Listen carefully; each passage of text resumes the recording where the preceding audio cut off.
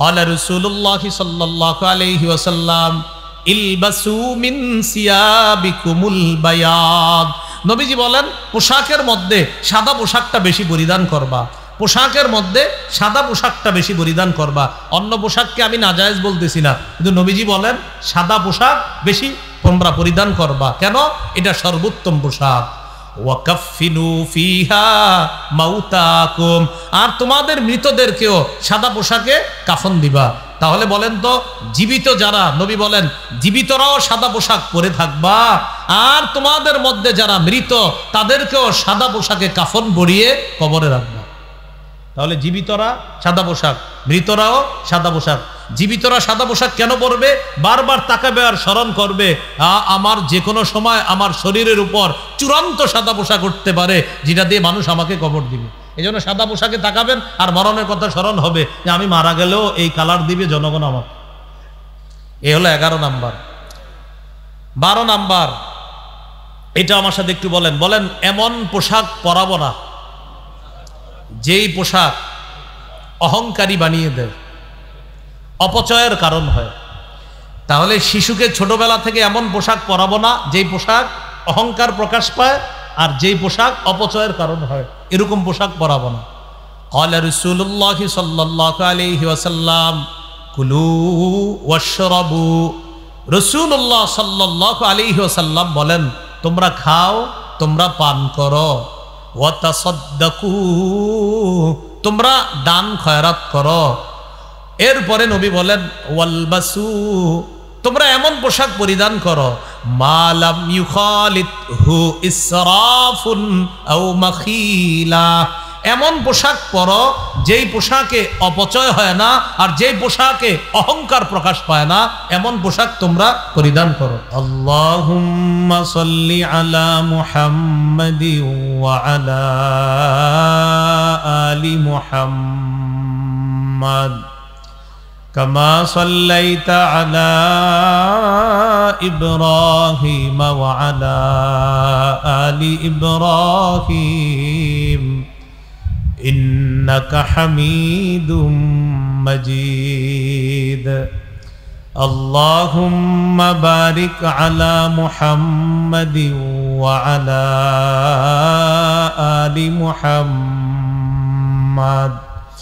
কামা বারাকতা আলা ইব্রাহিম ওয়া আলা আলি ইব্রাহিম ইন্নাকা হামিদুম মাজিদ। আল্লাহুম্মা ইন্নী আউযু বিকা মিন শাররি লিসানি ওয়া মিন শাররি সামঈ ওয়া মিন শাররি বাসারি ওয়া মিন শাররি মানিয়্যি।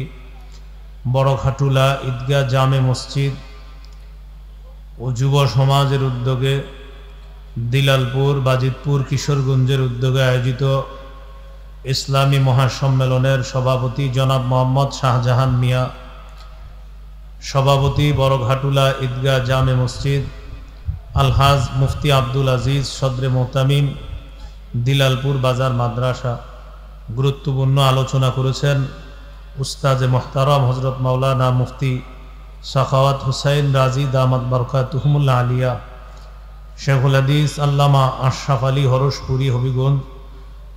আরও উলামায়ে কেরাম আলোচনা করেছেন মাওলানা আব্দুল কাইয়ুম জামি, খতিব গোলাপ শাহ জামে মসজিদ ঢাকা।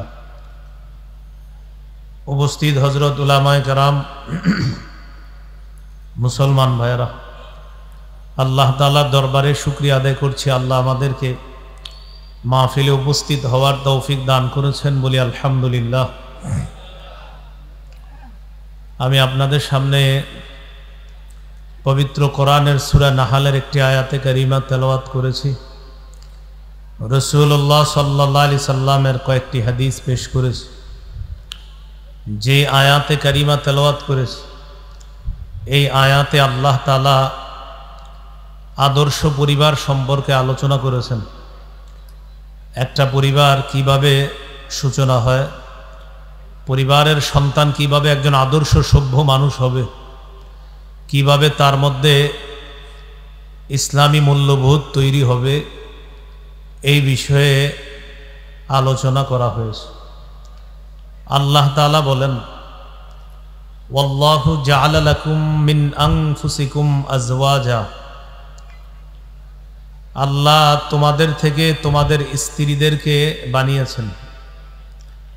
ওয়া জাআলা লাকুম মিন আজওয়াজিকুম বানিনা, তোমাদের স্ত্রীদের থেকে তোমাদের সন্তানদেরকে আল্লাহ বানিয়েছেন।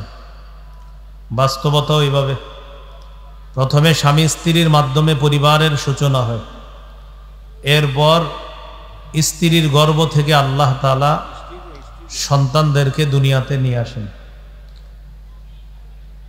এজন্য একজন আদর্শ সভ্য দিনদার নারী বিয়ে করা। রাসূলুল্লাহ সাল্লাল্লাহু আলাইহি সাল্লাম বলেন, তুনকাহুল মারআতু লিআরবাইন লিমালিহা ওয়া লিহাসাবিহা ওয়া লিজামালিহা ওয়া লিদীনিহা। একজন নারীকে বিয়ে করা হবে চারটি বিষয়ের প্রতি লক্ষ্য রেখে।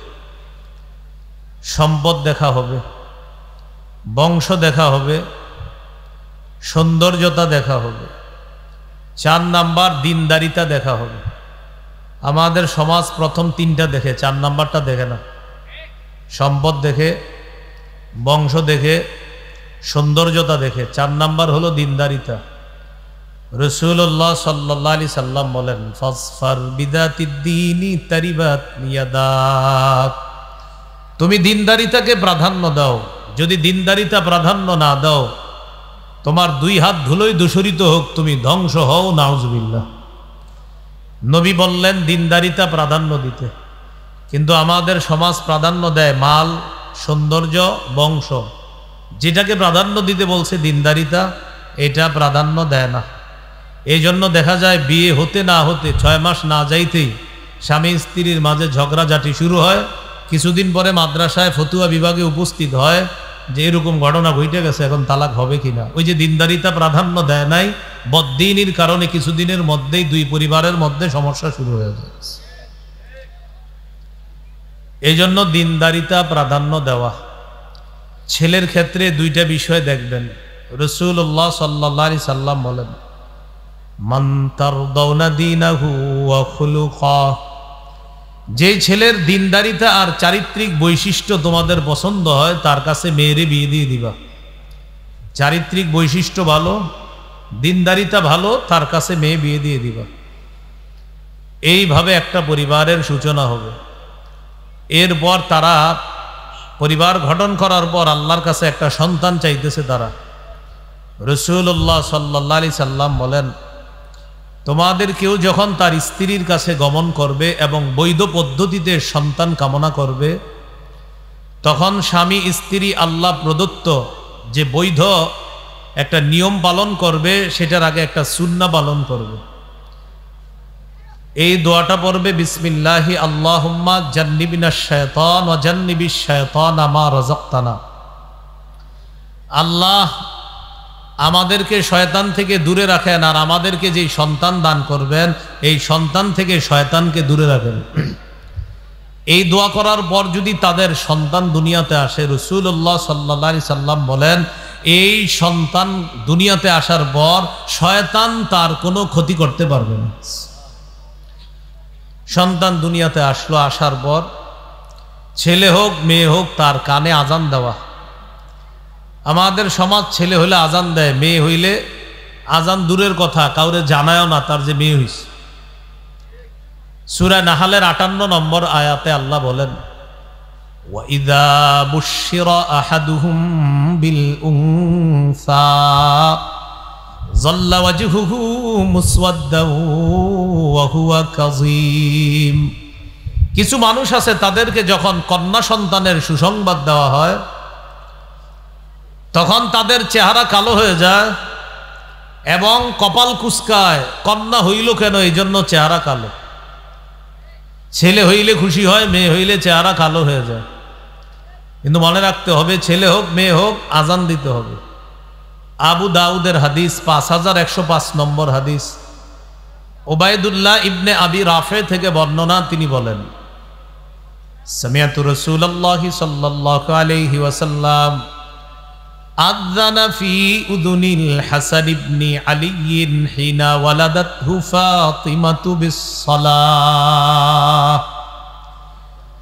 হযরত হাসান যেদিন জন্মগ্রহণ করলেন, আলী রাদিয়াল্লাহু তাআলা আনহুর ছেলে হযরত হাসান যেদিন ফাতেমা রাদিয়াল্লাহু তাআলা আনহার গর্ভ থেকে দুনিয়াতে আসলেন, আমি নবীকে দেখেছি, নবী হযরত হাসানের কানে মুখ লাগিয়ে নামাজে যে আজান দেই আমরা, ওই আজানটা হযরত হাসানের কানে স্বয়ং আল্লাহ নবী নিজেই দিয়েছে। তাহলে সন্তান ছেলে হোক মেয়ে হোক, 1 নাম্বার আজান দেওয়া, 2 নাম্বার তাহনিক করানো। তাহনিক কি জিনিস? খেজুর চাবাবে, চাবানোর পর এই চাবানো খেজুরের যে থুতুটা মুখে লাগবে, কোন আল্লাহওয়ালা বুজুর্গের মাধ্যমে ওই খেজুর চাবিয়ে এই চাবানো থুতুটা বাচ্চার মুখে প্রথম দিবেন। সহিহ বুখারীর বর্ণনা, 3909 নম্বর হাদিস। আসমা রাদিয়াল্লাহু তাআলা আনহার বর্ণনা, তিনি বলেন, আন্নাহা হামালাত বি আব্দুল্লাহ ইবনে জুবাইর, তিনি পেটে আব্দুল্লাহ ইবনে জুবাইর রাদিয়াল্লাহু তাআলা আনহুকে পেটে ধারণ করলেন। এর মানে তিনি সন্তান সম্ভবা। তো তিনি বলেন, খরজতু ওয়া আনা মুতিম্মুন, আমি মদিনায় হিজরতের উদ্দেশ্যে রওনা করলাম, আমি ছিলাম আসন্ন প্রসবা। আসন্ন প্রসবা মানে আমার সন্তান যে কোনো সময় হয়ে যাবে। রওনা করলাম, আতাইতুল মাদিনাতা, মদিনায় চলে আসলাম, নাজালতু বি কুবা, কুবায় অবতরণ করলাম। যেই কুবায় আল্লাহ রাসূল সাল্লাল্লাহু আলাইহি সাল্লাম 14 দিন অবস্থান করেছেন, সেই কুবায় অবতরণ করলাম। ফাওয়ালাতুহু বিকুবা, আমি আমার সন্তান আব্দুল্লাহকে কুবাই প্রসব করলাম। মদিনায় গেলাম, কুবা নামক এলাকায় আমার সন্তান আব্দুল্লাহকে আমি প্রসব করলাম। আব্দুল্লাহকে প্রসব করার পর ফাতাইতু বিহিন নবী সাল্লাল্লাহু আলাইহি ওয়াসাল্লাম ফাওয়াদাতুহু ফি হাজরিহি, আমার ছেলেকে আল্লাহ রাসূলের কাছে নিয়ে আসলাম, আনার পর নবীর কোলে দিলাম আমার ছেলেকে। সুম্মা দাআ বিতামরা, রাসূলুল্লাহ সাল্লাল্লাহু আলাইহি সাল্লাম খেজুর আনলেন, ফামাদাগাহা, খেজুর চাবাইলেন। চাবানোর পর খেজুর চাবানো যে থুতুটা মুখের মধ্যে আছে, ওই থুতুটা আব্দুল্লাহর মুখের মধ্যে আল্লাহ রাসূল দিয়ে দিলেন। সুম্মা তাফালা ফি ফিহি, আল্লাহ রাসূলের চাবানো থুতু আব্দুল্লাহর মুখে দিয়ে দিলেন। আব্দুল্লাহ ইবনে জুবায়েরের মা আসমা রাদিয়াল্লাহু তাআলা আনহা বলেন, ফাকানা আউয়ালা শাইইন দাখালা জাওফা আব্দুল্লাহ রিকু রাসূলিল্লাহি সাল্লাল্লাহু আলাইহি সাল্লাম, আমার ছেলে আব্দুল্লাহর পেটে সর্বপ্রথম পৃথিবীর যেই খাদ্যটা গিয়েছে সেটা হলো আল্লাহ রাসূলের থুতু মুবারক আমার ছেলের পেটে সর্বপ্রথম গিয়েছে। সুম্মা হান্নাকাহু বিতামরা, এরপর রাসূল সাল্লাল্লাহু আলাইহি সাল্লাম চাবানো খেজুরের সামান্য অংশ আমার ছেলের মুখের ভিতরে তালুর মধ্যে লাগিয়ে দিছে। তাহলে মনে রাখবেন, তাহনিক বলা হয় খেজুর চাবানো থুতু প্রথমে বাচ্চার মুখে দিবে, এরপর চাবানো খেজুরের সামান্য অংশ বাচ্চার মুখের ভিতরের এই উপরের তালুর মধ্যে লাগায় দেওয়া, এটাকে বলা হয় তাহনিক। বাচ্চা হওয়ার পর 2 নাম্বার করণীয়, অভিভাবক যারা এটা করবেন, ছেলে হোক মেয়ে হোক, কোনো আল্লাহওয়ালা বুজুর্গের মুখ থেকে খেজুর চাবানো থুতুটা বা খেজুরের সামান্য অংশ বাচ্চার মুখে দেওয়ার চেষ্টা করবেন। আল্লাহ মনে রেখে আমল করার তৌফিক দান করুন। 3 নাম্বার কাজ, যার সন্তান হবে তাকে আমরা দেখতে গেলে ওই সন্তান আর সন্তানের বাবার জন্য বরকতের দোয়া করব। আবু দাউদের হাদিস 5106 নম্বর হাদিস।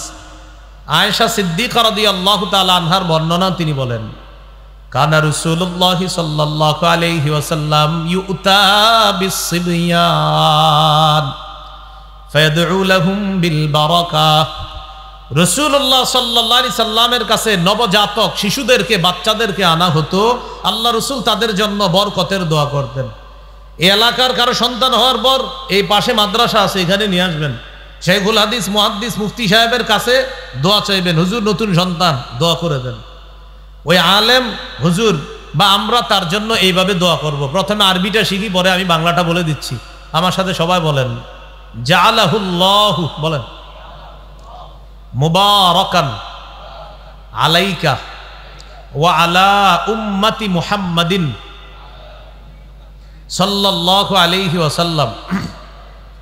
আল্লাহ তাআলা এই নবজাতক শিশুকে তোমার জন্য এবং সমস্ত উম্মতে মুহাম্মদীর জন্য বরকতের কারণ বানাক।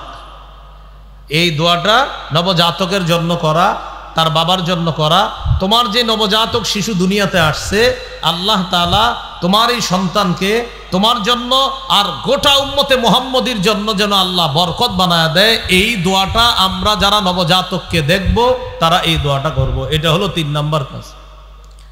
4 নাম্বার, শিশু সন্তানের কান্নাকে গুরুত্ব দেওয়া। সহিহ বুখারীর বর্ণনা 868 নম্বর হাদিস, 868 মানে 868।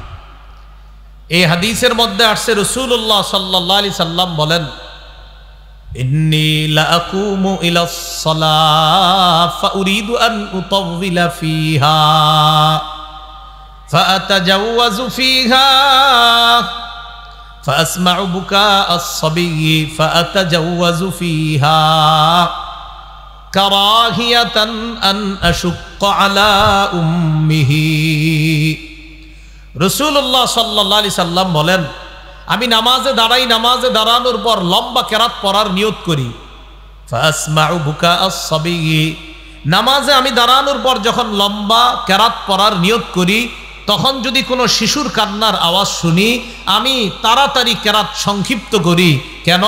শিশুর মায়ের যেন কষ্ট না হয়, আর শিশুর যেন কষ্ট না হয়। আল্লাহর নবী শিশুর কান্নাকে গুরুত্ব দিতে গিয়ে লম্বা কেরাতের নিয়ত পরিবর্তন করে কেরাত সংক্ষিপ্ত করে, যেন শিশু আর শিশুর মায়ের কষ্ট না হয়। তাহলে 4 নাম্বার, শিশুর কান্নাকে গুরুত্ব দেওয়া। 5 নাম্বার, আকিকা করা। ইহুদিরা ছেলে হইলে আকিকা করত, মেয়ের আকিকা করে না। রাসূলুল্লাহ সাল্লাল্লাহু আলাইহি সাল্লাম বলেন, ইন্নাল ইয়াহুদা তাউক্কু আনিল গুলাব ওয়ালা তাউক্কু আনিল জারিয়া। ইহুদিরা ছেলের আকিকা করে, মেয়ের আকিকা করে না। ফাউক্কু আনিল গুলামি শাতাইন ওয়া আনিল জারিয়াতি শাতান। রাসূলুল্লাহ সাল্লাল্লাহু আলাইহি সাল্লাম বলেন, তোমরা ছেলের পক্ষ থেকে 2টি ছাগল আকিকা করবা, মেয়ের পক্ষ থেকে 1টি ছাগল আকিকা করবা। ইহুদিরা ছেলের পক্ষ থেকে আকিকা করে, মেয়ের পক্ষ থেকে আকিকা করে না। ও আমার উম্মত, ছেলে হলে 2টা ছাগল আকিকা করবা, মেয়ে হলে 1টা আকিকা করবা।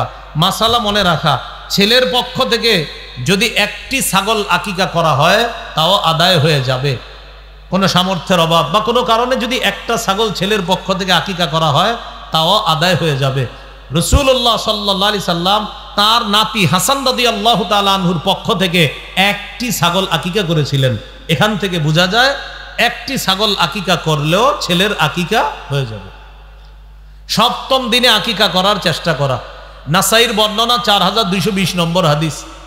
এই হাদিসের মধ্যে আছে রাসূলুল্লাহ সাল্লাল্লাহু আলাইহি সাল্লাম বলেন, কুল্লু গুলাবিন রহিনুন বিআকিকাতিহি তুযবাহু আনহু ইয়াওমা সাবিহি। প্রত্যেক নবজাতক তার আকিকার সাথে আবদ্ধ থাকে। 7ম দিনে এই নবজাতকের পক্ষ থেকে একটি পশু জবাই করা হবে। ওয়া ইউহলাকু রাসুহু, তার মাথা মুন্ডন করা হবে। ওয়া ইউসাম্মা, তার নাম রাখা হবে। তাহলে 7ম দিনে পশু জবাই করা, মাথা মুন্ডন করা, নাম রাখা। মাথা মুন্ডন করার ক্ষেত্রে একটা কথা আমরা সবাই মনে রাখবো, যেটা তিরমিজিতে আসছে 1519 নম্বর হাদিস। রাসূলুল্লাহ সাল্লাল্লাহু আলাইহি সাল্লাম তার মেয়ে ফাতেমা রাদিয়াল্লাহু তাআলা আনহাকে বললেন, ফাতেমা ইহলিকি রাসা, হাসানের মাথা মুন্ডন করার পর চুলগুলা ওজন করবা। ওয়া তাসাদ্দাকি বিজিনাতি শা'রিহি ফিদ্দাতান, হাসানের চুলগুলা 7ম দিনে মুন্ডন করার পর এই চুলগুলা ওজন করবা। ওজন করার পর সমপরিমাণ রূপা সদকা করে দিবা। আলী রাদিয়াল্লাহু তাআলা আনহু বলেন, ফাওয়াজানতুহু ফাকানা ওয়াজনুহু দিরহামান আও বা'দ দিরহাম, আমি আমার ছেলে হাসানের চুলগুলা ওজন করলাম। ওজন করার পর দেখি 1 দিরহাম অথবা 1 দিরহামের কাছাকাছি হয়েছে। আপনার সন্তানের নবজাতক শিশুর 7ম দিনের চুলটা একটা টিস্যুর মধ্যে রেখে দিবেন, বাজারে নিয়ে যাবেন, স্বর্ণকারের দোকানে গিয়ে বলবেন, এই চুলের সাথে রূপার ওজন দাও। ওজন দেওয়ার পর যেই পরিমাণ রূপা হবে এই পরিমাণ রূপা সদকা করে দিবেন। যদি আপনি রূপা সদকা না করেন, সমপরিমাণ টাকা সদকা করে দিবেন। রূপা অথবা রূপার সমপরিমাণ টাকা সৎকা করে দিবেন। এ হলো 5 নাম্বার কাজ, আকিকা করা। মাথা মুন্ডন করার ক্ষেত্রে একটা কথা মনে রাখা, কিছু অংশের চুল রাইখা আর বাকি অংশ মুন্ডন করা এটা নিষেধ। আমার সাথে বলেন, বলেন কাজা, বলেন সবাই বলেন কাজা। কাজা কাকে বলে বলতেছি আমি।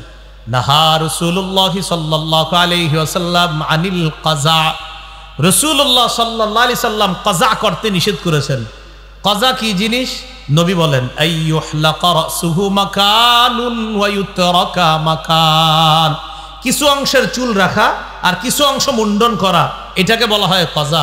আমাদের শিশুরা কাজা না করলেও ইদানিং কালে বড়রা কাজা করে। অনেক ছেলেরা মোটরসাইকেল চালায়, দেখবেন কিছু চুল আছে আর কিছু চুল নাই, এটাকে বলা হয় কাজা।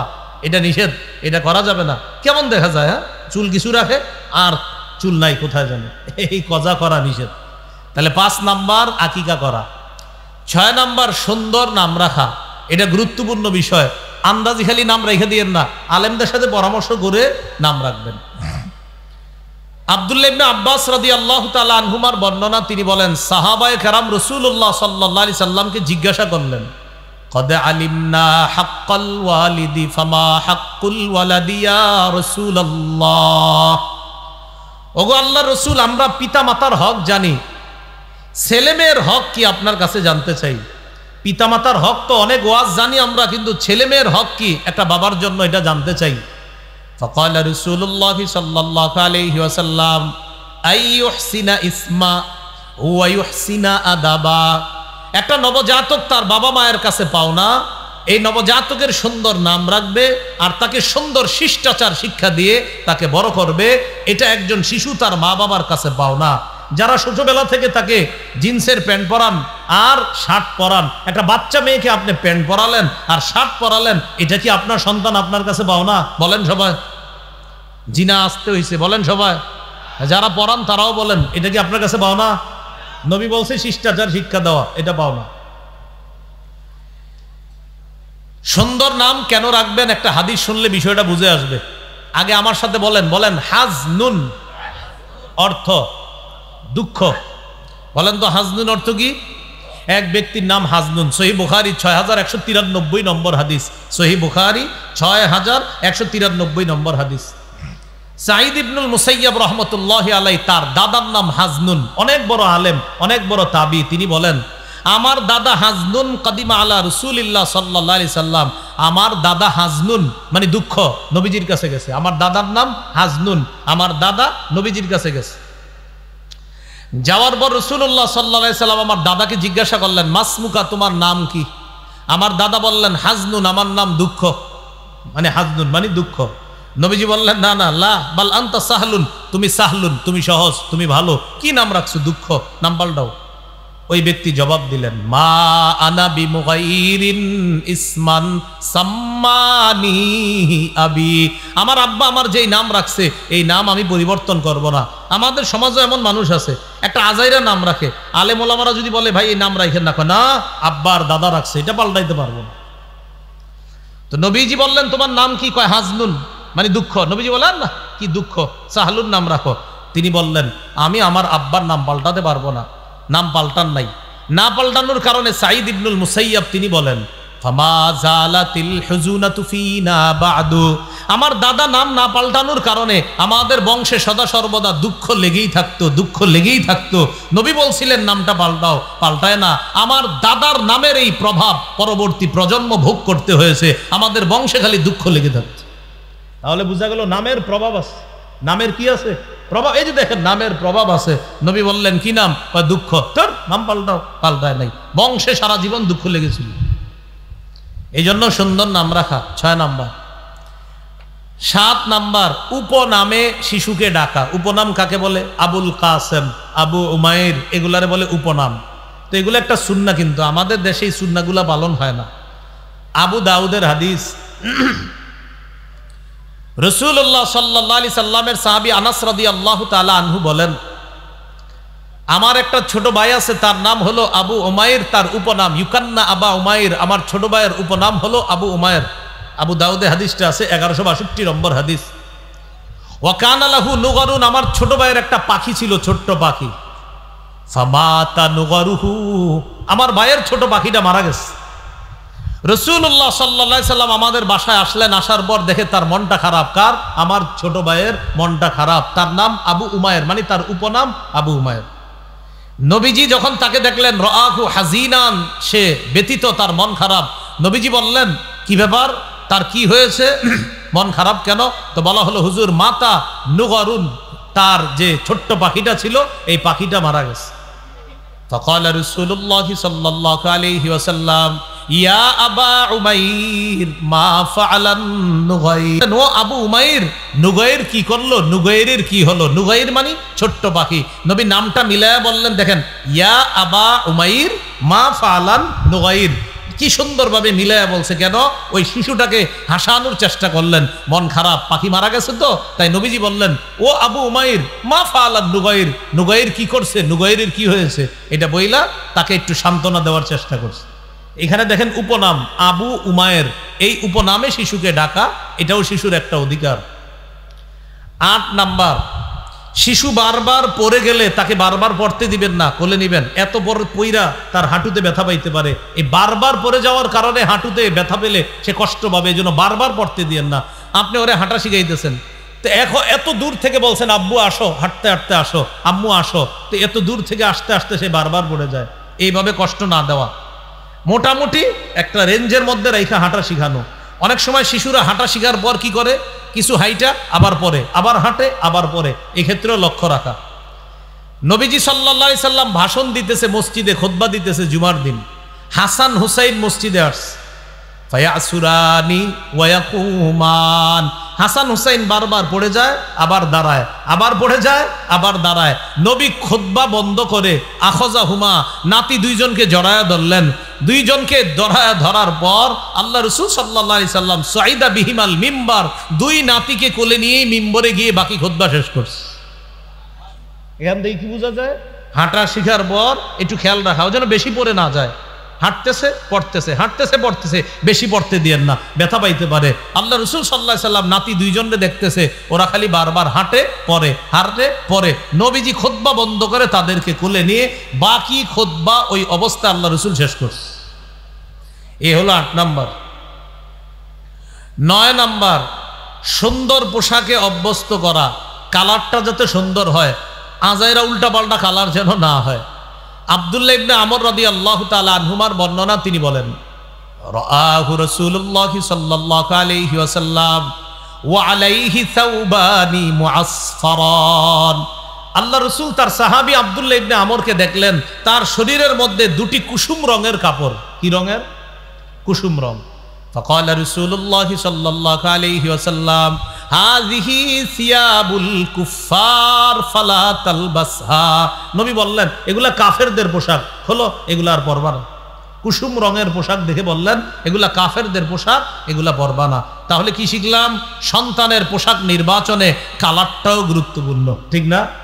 এটা কিন্তু ছোটবেলা থেকে মনে রাখবেন। 10 নাম্বার, এটা আমার সাথে একটু বলেন, সবাই বলেন, বলেন এমন পোশাকে, বলেন শিশুকে অভ্যস্ত করা যেই পোশাক সতর ঢেকে রাখে। শিশুর সতর না ঢাকলে তো গুনাহ হবে না, কিন্তু ওরে শিখাতে হবে ছোটবেলা থেকে যে সতর ঢাকতে হয়, এমন পোশাকে তাকে অভ্যস্ত করা। সূরা আরাফের 26 নম্বর আয়াতে আল্লাহ বলেন ইয়া বানি আদামা ক্বাদ আনজালনা আলাইকুম লিবাসা ইউয়ারি সাওআতিকুম ওয়ারিশা, হে আদম সন্তান, আমি তোমাদের জন্য পোশাক দিলাম, তোমাদের উপর পোশাক দিলাম, তোমাদের জন্য পোশাক নাজিল করলাম। কেন? ইউয়ারি সাওআতিকুম, তোমাদের জন্য এমন পোশাক আমি আল্লাহ দিয়েছি যেই পোশাক তোমাদের লজ্জাস্থান ঢেকে রাখে। ওয়ারিশা, এবং তোমাদের সৌন্দর্যতার কারণ, যেই পোশাক তোমাদের লজ্জাস্থান ঢেকে রাখে আর তোমাদের সৌন্দর্যতার কারণ। তাহলে শিশুকে এমন পোশাকে অভ্যস্ত করা যেন ছোটবেলা থেকে ও ইসলামটা শিখে বড় হতে পারে। কি বলেন, হিম্মত করা যায় কিনা ইনশাআল্লাহ? এমন পোশাকে বিশেষ করে মা বোনদেরকে, যারা আমরা ঘরে থাকে তাদেরকে কথাগুলো বলে দেওয়া। আল্লাহ আমল করার তৌফিক দান করেন। 11 নাম্বার, বলেন সাদা পোশাকে, বলেন অভ্যস্ত করা। কোন পোশাক বেশি গুরুত্ব দেওয়া বলেন তো? সাদা পোশাক। ক্বালা রাসূলুল্লাহ সাল্লাল্লাহু আলাইহি ওয়াসাল্লাম ইলবাসু মিন সিয়াবিকুমুল বায়াদ। নবীজি বলেন পোশাকের মধ্যে সাদা পোশাকটা বেশি পরিধান করবা, পোশাকের মধ্যে সাদা পোশাকটা বেশি পরিধান করবা। অন্য পোশাককে আমি নাজায়েজ বলতেছি না, কিন্তু নবীজি বলেন সাদা পোশাক বেশি তোমরা পরিধান করবা। কেন? এটা সর্বোত্তম পোশাক। ওয়াকাফিনু ফিহা মাউতাকুম, আর তোমাদের মৃতদেরকেও সাদা পোশাকে কাফন দিবা। তাহলে বলেন তো, জীবিত যারা, নবী বলেন জীবিতরাও সাদা পোশাক পরে থাকবা, আর তোমাদের মধ্যে যারা মৃত তাদেরকেও সাদা পোশাকে কাফন পরিয়ে কবরে রাখবা। তাহলে জীবিতরা সাদা পোশাক, মৃতরাও সাদা পোশাক। জীবিতরা সাদা পোশাক কেন পরবে? বারবার তাকাবে আর স্মরণ করবে, আমার যে কোনো সময় আমার শরীরের উপর চূড়ান্ত সাদা পোশাক উঠতে পারে, যেটা দিয়ে মানুষ আমাকে কবর দিবে। এই জন্য সাদা পোশাকে তাকাবেন আর মরণের কথা স্মরণ হবে যে আমি মারা গেলেও এই কালার দিবে জনগণ আমার। এ হলো 11 নাম্বার। 12 নাম্বার, এটা আমার সাথে একটু বলেন। বলেন এমন পোশাক পরাবো না যেই পোশাক অহংকারী বানিয়ে দেয়, অপচয়ের কারণ হয়। তাহলে শিশুকে ছোটবেলা থেকে এমন পোশাক পরাবো না যেই পোশাক অহংকার প্রকাশ পায় আর যেই পোশাক অপচয়ের কারণ হয়, এরকম পোশাক পরাবো না। ক্বালা রাসূলুল্লাহ সাল্লাল্লাহু আলাইহি ওয়াসাল্লাম কুলু ওয়াশরাবু। রাসূলুল্লাহ সাল্লাল্লাহু আলাইহি ওয়াসাল্লাম বলেন তোমরা খাও, তোমরা পান করো, ওয়া তাসাদ্দাকু, তোমরা দান খয়রাত করো। এরপরে নবী বলেন ওয়ালবাসু, তোমরা এমন পোশাক পরিধান করো মা লাম ইউখালিতহু ইসরাফুন আও মাখিলা, এমন পোশাক পরো যেই পোশাকে অপচয় হয় না আর যেই পোশাকে অহংকার প্রকাশ পায় না, এমন পোশাক তোমরা পরিধান করো। আপনি মাশাআল্লাহ এমন পোশাক পরতেছেন, একটু আগে আপনি ঠিক ছিলেন, পোশাক পরার পরে আপনার আশেপাশেও যাওয়া যায় না। বিষয়টা যেন এমন না হয়। এ হলো 12 নাম্বার। 13 নাম্বার, এটা আমার সাথে একটু বলেন। বলেন শিশু সন্তান যদি ছেলে হয় তাকে রেশম এবং স্বর্ণ থেকে দূরে রাখা। কি থেকে? রেশম এবং স্বর্ণ থেকে। শিশু সন্তান যদি কি হয়? ছেলে হয়, ছোটবেলা থেকে শিখানো, রেশম পরানো যাবে না, স্বর্ণ পরানো যাবে না। ক্বালা রাসূলুল্লাহ সাল্লাল্লাহু আলাইহি ওয়াসাল্লাম উহিল্লাত যাহাবু ওয়াল হারিরু লিউনাসি উম্মতি ওয়া হুদ্দিমা আলা যুকুরিহা। রাসূলুল্লাহ সাল্লাল্লাহু আলাইহি সাল্লাম বলেন আমার উম্মতের নারীদের জন্য রেশম এবং স্বর্ণ বৈধ করা হয়েছে, আমার উম্মতের পুরুষের জন্য রেশম এবং স্বর্ণ হারাম করা হয়েছে। আমার উম্মতের নারীদের জন্য রেশম স্বর্ণ বৈধ করা হয়েছে, আমার উম্মতের পুরুষের জন্য রেশম এবং স্বর্ণ হারাম করা হয়েছে। 14 নাম্বার, সব কিছু শিখায়া দেওয়া। এবার আমার সাথে বলেন এমন কি? বলেন জুতা পরানো শিখায়া দেওয়া। বলেন কি পরানো শিখায়া দেওয়া? শিশুকে ছোটবেলা থেকে জুতা পরিধান করাও শিখাবেন।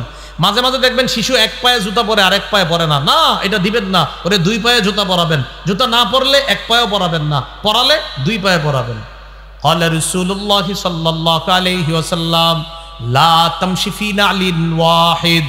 রাসূলুল্লাহ সাল্লাল্লাহু আলাইহি সাল্লাম বলেন এক পায়ে জুতা পরিধান করে হাঁটবা না, এক পায়ে জুতা আরেক পা খালি। নবী বলে না এইভাবে হাঁটবা না, এইভাবে হাঁটবা না। ওয়ালা তাকুল বিশিমালিকা, বাম হাতে খাবা না। ওয়ালা তাশতামিলিস সাম্মা, এক কাপড়ে পুরা শরীর ঢাকবা না, মানে এক কাপড় পুরা শরীরে জড়ায় রাখবা না, ভিতরে কিছু রাখেন বাচ্চার। হ্যাঁ, অনেক কিছু পরাবেন, এরপরে উপরে কাপড় পরাবেন। নবী বলে এক কাপড়ে পুরা শরীর ঢাকবা না, মানে আপনার ভিতরে কিছু নাই, শুধু একটা কাপড় দিয়ে ঢেকে রাখছেন, এরকম যেন না হয়। ওয়ালা তাদআ ইহদা রিজলাইকা আলাল উখরা ইদা ইসতালকাইতা, এটা গুরুত্বপূর্ণ। বলেন যখন তুমি বলেন চিত হয়ে শোবা, এক পা আরেক পায়ের উপর রাখবা না।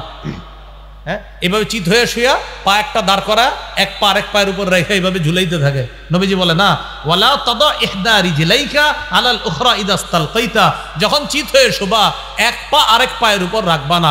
শিশুকে ছোটবেলা থেকে শিখাবেন চিত হয়ে শোয়ার পর ও যেন এক পা আরেক পায়ের উপর না রাখে, আর উপর হয়ে যেন শিশু না ঘুমায়, ছোটবেলা থেকে শিখাবেন। উপর হয়ে ঘুমানো আল্লাহ পছন্দ করেন না, মনে রাখবেন, উপর হয়ে ঘুমানো আল্লাহ পছন্দ করেন না। আর চিত হয়ে যখন শুবে এক পা আরেক পায়ের উপর রাখার অভ্যাস যেন শিশুর তৈরি না হয়। শিশুর কি বড়রাই কাজ করে, শোয়ার পরে মাশাআল্লাহ টায়ার্ড লাগতেছে, এই জন্য এক পায়ের উপর দিয়ে মোবাইলে কথা কইতে হবে, এটা করা যাবে না। এ হলো 14 নাম্বার। 15 নাম্বার, শিশুকে ছোটবেলা থেকে ডান দিকে সব করা শিক্ষা দেওয়া।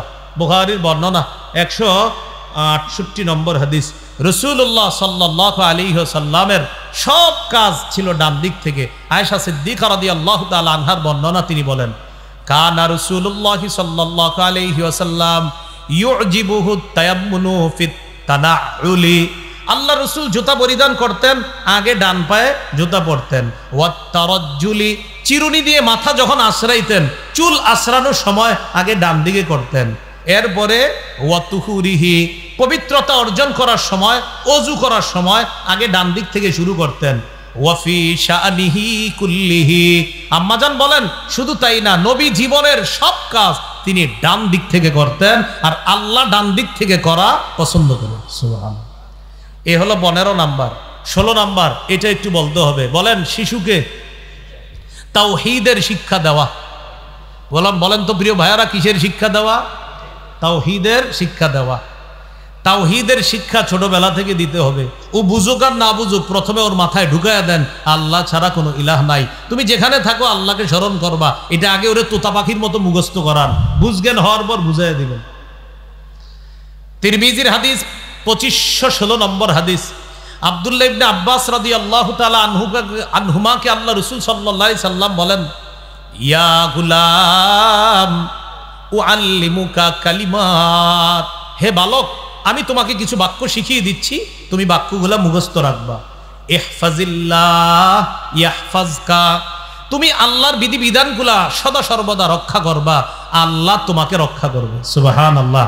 আপনার সন্তানটা স্কুলে যায়, মাদ্রাসা যায়, ছোটবেলায় ওরে বলে দেন, বাবা যেখানে থাকো আল্লাহর বিধানগুলা পালন করবা। কেন?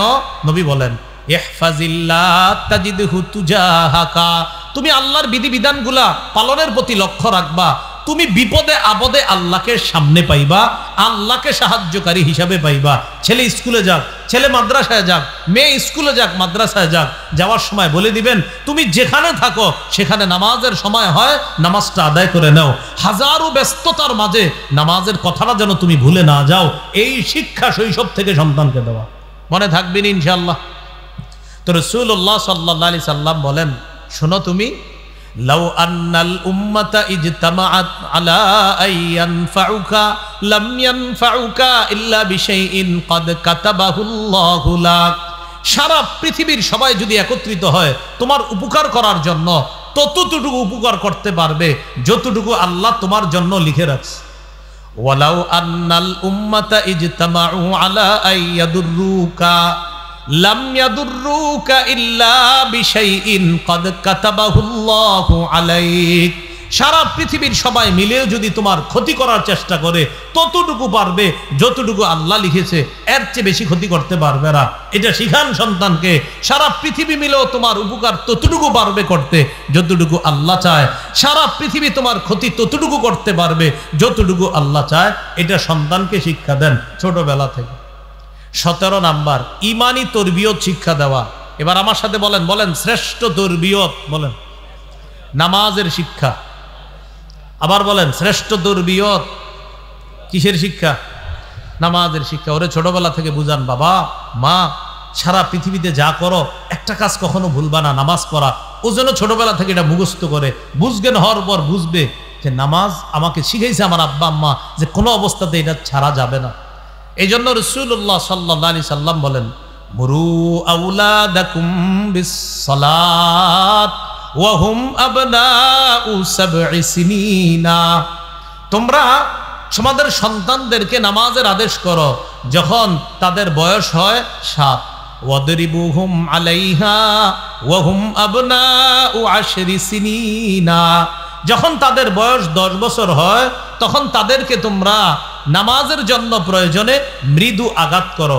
7 বছর বয়সে নামাজের হুকুম করো, আর 10 বছর বয়সে প্রয়োজনে তাদেরকে মৃদু আঘাত করো। এই হলো 17 নাম্বার করণীয়। 18 নাম্বার করণীয়, সন্তানকে কোরআনের শিক্ষা দেওয়া। প্রিয় ভাইয়ারা বলেন কিসের শিক্ষা দেওয়া? কোরআনের শিক্ষা দেওয়া। সহিহ বুখারীর বর্ণনা 5027 নম্বর হাদিস, ক্বালা রাসূলুল্লাহ সাল্লাল্লাহু আলাইহি ওয়াসাল্লাম খায়রুকুম মান তাআল্লামাল কুরআনা ওয়া আল্লামা, তোমাদের মধ্যে সর্বোত্তম ওই ব্যক্তি যে কোরআন শিখে অন্যকে শিখায়। অন্য বর্ণনায় নবীজি বলেন তাআল্লামুল কুরআনা ওয়াল ফারাইদা ওয়া আল্লিমুন নাস, মানুষ তোমরা কোরআন শিখো আর ফরজ বিদ্যা শিখো, ফারাইজ বিদ্যা মানে সম্পদ বন্টন নীতি শিখো। ওয়া আল্লিমুহান নাস, এগুলা মানুষকে শিখাও। ফাইন্নি মাকবুজ, আমি চিরকাল থাকবো না, আমি চলে যাব, আমি বিদায় নিব, এগুলা তোমরা অন্যকে শিখাইয়া দাও। তো সন্তানকে কোরআনের শিক্ষায় শিক্ষিত করা, সন্তানকে শৈশব থেকে কোরআনের শিক্ষা দেওয়ার চেষ্টা করা, আল্লাহ তৌফিক দান করেন। 19 নাম্বার বলেন নামাজে বলেন শিশুর উপস্থিতিকে গুরুত্ব দেওয়া। আবার ছোট মানুষের উপস্থিতিকে গুরুত্ব দেওয়া। মনে করেন শিশুরা মসজিদে আসে, বৃদ্ধরাও আসে, ইমাম সাহেব বৃদ্ধ শিশুদের প্রতি লক্ষ্য রেখে নামাজ পড়াতে হবে। রাসূলুল্লাহ সাল্লাল্লাহু আলাইহি সাল্লাম বলেন ইদা আম্মা আহাদুকুমুন নাস, তোমাদের কেউ যখন মানুষের ইমামতি করে ফাল্যুখাফফিফ, সে যেন নামাজে সংক্ষেপভাবে তাড়াতাড়ি ফরজ নামাজটা আদায় করায় দেয়। মানে ইমাম যে হবে তিনি যেন পিছনে মুসল্লিদের প্রতি লক্ষ্য রেখে ফাল্যুখাফফিফ, নামাজের কেরাতগুলা সংক্ষেপে করে নামাজটা শেষ করবে। কেন? ফাইন্না ফীহিমুদ দাঈফা ওয়াল কাবীরা ওয়াল মারিদা ওয়াস সাগীরা, কারণ ইমামের পিছনে দুর্বল আছে, সবল আছে, বৃদ্ধ আছে, ছোট আছে, অসুস্থ ব্যক্তি আছে। ইমাম অসুস্থের প্রতি লক্ষ্য রাখবে, বৃদ্ধের প্রতি লক্ষ্য রাখবে, দুর্বলের প্রতি লক্ষ্য রাখবে, শিশু উপস্থিত যে হয়েছে তার প্রতিও লক্ষ্য রেখে ইমাম সাহেব নামাজে ফরজ নামাজটা তাদের প্রতি লক্ষ্য রেখে কেরাত যথাসম্ভব সংক্ষিপ্ত করে নামাজটা সুন্নাহ পদ্ধতিতে শেষ করবে। তাহলে শিশুর উপস্থিতি যদি নামাজে হয় এটাকে গুরুত্ব দেওয়া। এ হলো 19 নাম্বার। 20 নাম্বার শেষ করে দিচ্ছি। বলেন শিশুর সাথে খেলাধুলা করা। কি করা? মোবাইল হাতে দিয়েন না, ওর সাথে খেলেন, বাসায় রাস্তায় সাইকেল দিয়ে ওর সাথে খেলেন, মোবাইলটা হাতে দিয়েন না। বাসার সামনে লিখে রাখবেন এই বাসায় বাচ্চাদের সামনে মোবাইল চালানো নিষেধ, এটা লিখে রাখবেন।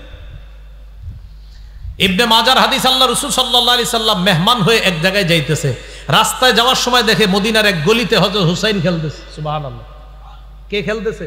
হুসাইন। হাদিসের বর্ণনা ফাইদা হুসাইনুন ইয়ালআবু ফিস সিক্কা, হুসাইন ইয়ালআবু খেলতেছে ফিস সিক্কা। সিক্কা শব্দের অর্থ গলি।